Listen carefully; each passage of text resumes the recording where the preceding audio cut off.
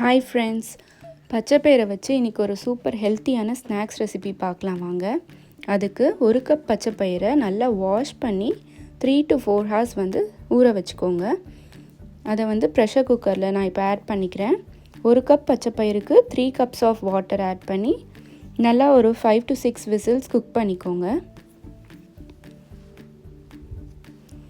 அது நல்லா குக் ஆனதும் கை வச்சு நல்லா மசிச்சு பாருங்கள். லைட்டாக அது ஸ்மாஷ் ஆகணும்.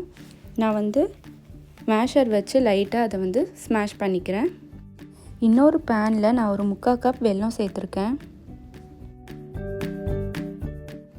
அதுக்கு ஒரு 1/4 கப் தண்ணி ஊற்றி நல்லா அதை கரைய விட்டுருங்க.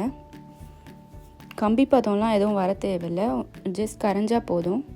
அதில் ஒரு 1/2 கப் கிரேட்டட் கோகோனட் நான் ஆட் பண்ணிக்கிறேன். அதையும் சேர்த்து நல்லா மிக்ஸ் பண்ணிக்கலாம். கூடவே கொஞ்சமாக ஏலக்காய் தூளும் சேர்த்துக்கலாம், நல்லா வாசனையாக இருக்கும். அப்புறம் நம்ம ஸ்மாஷ் பண்ணால் பச்சைப்பயிரையும் ஆட் பண்ணி நல்லா அதை கிளற ஆரம்பிங்க.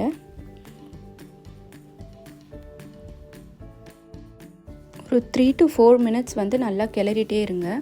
இப்போ நான் ஒரு டீஸ்பூன் நெய் ஆட் பண்ணியிருக்கேன், நல்லா வாசனையாக இருக்கும் ஃப்ளேவருக்காக. இப்போ நான் நல்லா கிளறிட்டே இருக்கேன். அதோட கன்சிஸ்டன்சி நல்லா பேன்லேருந்து ஒட்டாமல் வரணும், கொஞ்சம் திக்காக வரணும். இப்போது நான் ஒரு கப் இட்லி மாவு எடுத்திருக்கேன். அதில் லைட்டாக சால்ட்டும் டர்மரிக் பவுடரும் ஆட் பண்ணி நல்லா மிக்ஸ் பண்ணி வச்சுக்கிறேன். இப்போது நான் பச்சைப்பயிரை நல்லா ஸ்மாஷ் பண்ணி பால்ஸாக மேக் பண்ணி வச்சுருக்கேன். இப்போ அந்த ஒரு பாலாக எடுத்து அந்த இட்லி பேட்டரில் நம்ம நல்லா கோட் பண்ணிக்கலாம். இன்னொரு கடாயில் நான் இப்போது எண்ணெய் சூடு பண்ண வச்சுருக்கேன்.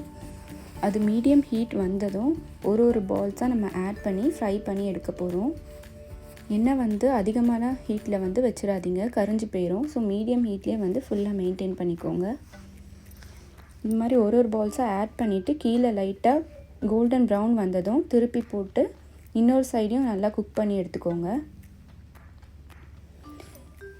இந்த ஸ்வீட் எப்படி இருக்கும்னா வெளியே நல்லா கிறிஸ்பியாகவும் உள்ளே நல்லா சாஃப்டாகவும் சாப்பிட்றதுக்கு அவ்வளோ டேஸ்ட்டாக இருக்கும். கிட்ஸ்லாம் ரொம்ப விரும்பி சாப்பிடுவாங்க. இதை ஈவினிங் ஸ்நாக்ஸாக கண்டிப்பாக கிட்ஸ்க்கு செஞ்சு கொடுக்கலாம். கண்டிப்பாக ஒரு ஹெல்த்தியான ஆப்ஷன் தான். பச்சைப்பயிறு அப்படியே சாப்பிடாத கிட்ஸ்க்கு இந்த மாதிரி நம்ம செஞ்சு கொடுக்கலாம். டேஸ்ட் அவ்வளோ சூப்பராக இருக்கும். ட்ரை பண்ணி பார்த்துட்டு உங்கள் கமெண்ட்ஸை ஷேர் பண்ணுங்கள். தேங்க்ஸ் ஃபார் வாட்சிங். பாய்.